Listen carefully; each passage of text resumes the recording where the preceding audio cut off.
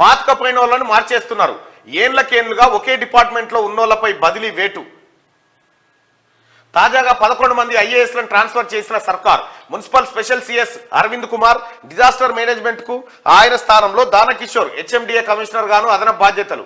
ఆర్ఎండ్బి నుంచి ట్రాన్స్పోర్ట్ కు కెఎస్ శ్రీనివాసరాజు, వైద్య ఆరోగ్య శాఖ కార్యదర్శిగా క్రిస్టినా జడ్ చొంగ్తు, జలమండలి ఎండిగా సుదర్శన్ రెడ్డి నియామకం అంటూ ఇక వీళ్ళు కేసీఆర్ దోపిడికి కర్త క్రియ వీళ్ళే. బిహారీ బ్యాచ్ సన్నగా కేసీఆర్ ఎట్లా దోపిడీ చేయొచ్చో నేర్చిండు. మీరెట్లా దోసుకోవచ్చో కూడా కేసీఆర్ చెప్పిండు వీళ్ళకు. దీంతో మొత్తం తెలంగాణ లూటిపోవడానికి కారకులు వీళ్ళే. వీళ్ళపైన ఐఏఎస్ అధికారులను కనుక జైల్లో పెడితే విచారణ చేస్తే మొత్తం లెక్కలు తేలుతాయి. ఎక్కడెక్కడ ఏ ఫైల్ పోయింది, ఏం సంతకాలు పెట్టింది అనేది. అరవింద్ పై ఆరోపణలు. ఔటర్ రింగ్ రోడ్ లీజ్ తో పాటు సిటీ శివారు ప్రాంతాల్లో హెచ్ఎండిఏ భూముల అమ్మకాల విషయంలో అరవింద్ కుమార్ వ్యవహార శైలిపై అనేక ఆరోపణలు వచ్చాయి. గతంలో ఓఆర్ఆర్ లీజ్ వ్యవహారాన్ని రేవంత్ రెడ్డి ప్రస్తావించిన ఆర్టీఐ కింద సమాచారాన్ని కోరిన అరవింద్ కుమార్ ఆఫీస్ నుంచి ఆశించిన స్థాయిలో రిప్లై రాలేదు. చివరకు రేవంత్ కోర్టుకు వెళ్లారు. ఈ వ్యవహారంలో రేవంత్ హెచ్ఎండిఏ నోటీసులు పంపింది. ఇక చూసుకో, ఈయన ఔటర్ రింగ్ రోడ్ నమ్మిన పుణ్యాత్ముడు ఈయననే. ఔటర్ రింగ్ రోడ్ ను 30 ఏళ్లకు సరిపడా అమ్మిండు. లీజ్ పేరు మీద 7,800 కోట్ల రూపాయలకు అమ్మేసి నడిచిపోయింది ఈ పుణ్యాత్ముడే. ఇప్పుడు కేసీఆర్ చుట్టూ స్పైళ్లు పట్టుకొని కేసీఆర్ చేసిన దొంగతనానికి తాళం చేలు తయారు చేసిన దొంగ ఈయననే.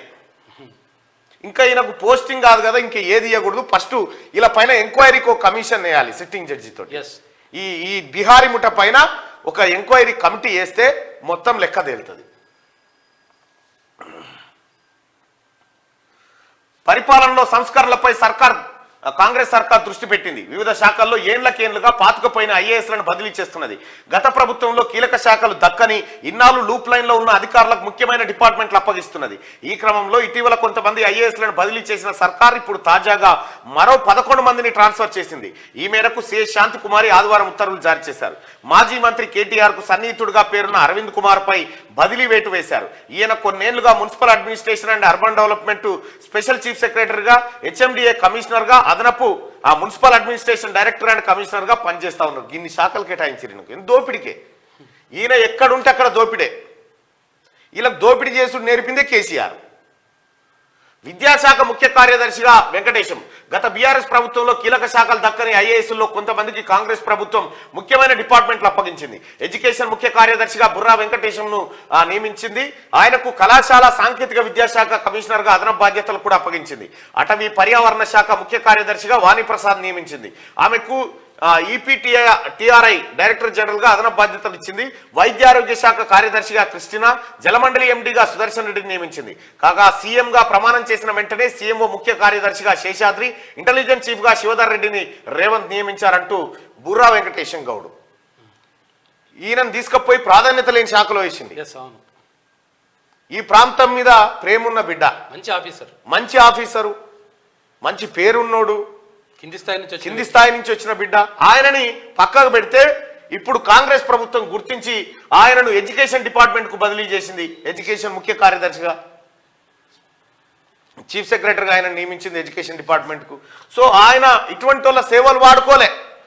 ఎందుకంటే వీళ్ళు ఈ వెంకటేశం లాంటి వాళ్ళు, ఆ తర్వాత వీళ్ళు ఏం చేస్తారంటే అవినీతిని చేయనియరు కదా, చేయనియరు కాబట్టి వీళ్ళని పక్కన పెట్టిండు. బిహారీ ముఠను తెచ్చిపెట్టి ఆ సోమేష్ కుమారు, అరవింద్ కుమారు, రజత్ కుమార్, ఇదంతా పెద్ద ముఠా. ఈ ముఠాను తెచ్చి మొత్తం తెలంగాణ లూటిపోయేటట్టు చేసిండు.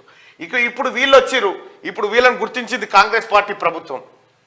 9 మంది ఐపీఎస్లు బదిలీలు. సిటీ జాయింట్ సిపిగా ఏవి రంగనాథ్, సిద్దిపేట సిపి, మెదక్ ఎస్పీ సిటీకి transfer. Siddipet CP, Medak SP సిటీకి ట్రాన్స్ఫర్ చేసిరట. ఇక సిద్దిపేట సిపి, సిద్దిపేట కలెక్టర్ గా వెంకటరామిరెడ్డి ఉండే.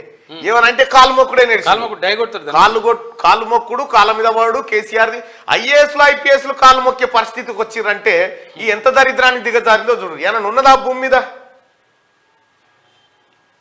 కేసీఆర్ వాళ్ళని అట్లా తయారు చేసిండు.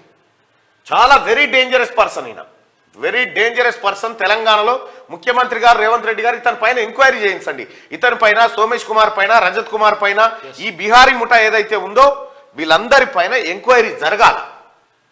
ఎంక్వైరీ జరిగితే వీళ్ళు ఏం చేసిరో తెలంగాణ జనానికి తెలవాలి. లేకపోతే ప్రజలు ఏమనుకుంటారంటే వీళ్ళు కరెక్టే చేసిరేమో అని అనుకుంటారు. మళ్ళీ ఇంకోటి తప్పు చేయడానికి ఉత్సపడాలి.